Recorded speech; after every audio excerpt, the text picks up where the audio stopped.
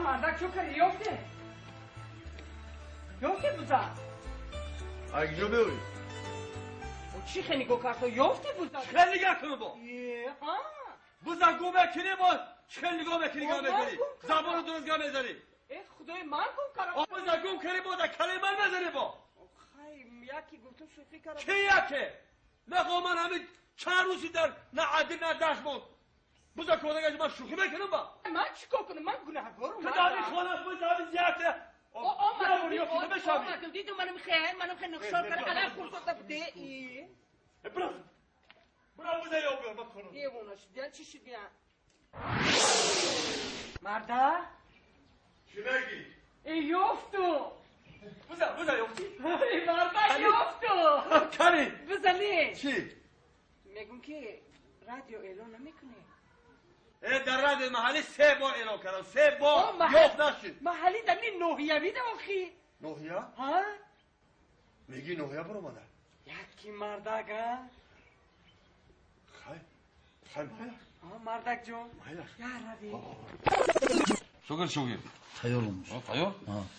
خانزن گوش کن بعد که همین خبر تمام شد خبر تمام شد آخر نمایش که تمام شد تگمچه زیر کن که گپی زیادی این فیلم نرود من این ایران نوارم تا اینا یا بزدم شده یه خوب می اینا بعد خون بعدی وایو بعد این ایرانی بزن خون گپ فهمیدی من اون سفری گذشته از رئیس دو بار آگاهی داد که گپای زیادی رو رفته شده از این فیلم فهمیدم این سفر هر روز درس میکنه اینجا فهمیدم یا خودم خونمی نه استاد من تیارم من والا که تیار چی گفتم که همه اعلانا رو خوندم همه چه جا بجا کردم وقتی آخری نمایش شد همین تگمچه زیر میگم که آواز زیادی نرود خانزن من با همجا بودیم آخرانی نخونم هم دیگه رو خون آخران اعلانی بوزه آخران خون فهمیدی خب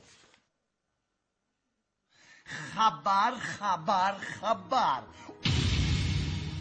آیا دوام فیلمی هامیان اگر ترجمه شود در بازار و مغازه ها پیستالت پلاستماسی میمونده باشد یا نه؟ امروز بکوش چو میتوان کوش که آتش چو بلند شد جهان سوخت و کلچکه ها در جویبارهای شهر مثل ماهی سیل کنان میگردند. آیا کارکنان خواجگی آنها را به چنگک میقپیده باشند یا نه؟ پسر بچه های کوچه جویبار بعد فروختن مید و فروختن کامپیوتر سر کردند. آیا بچه های کوچه چشمه سار کامپیوترها را میخریده باشند یا نه؟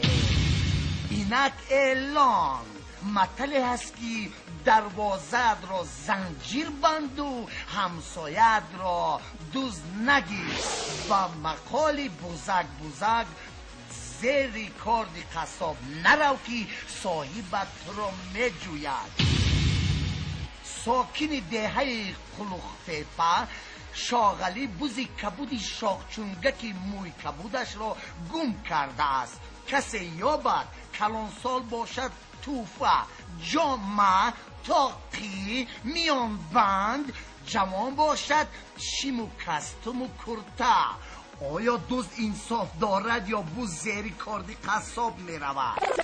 میموری این بسته محکم بندی آخی ناشیدی شد کجا شد زیر کردی تو بچه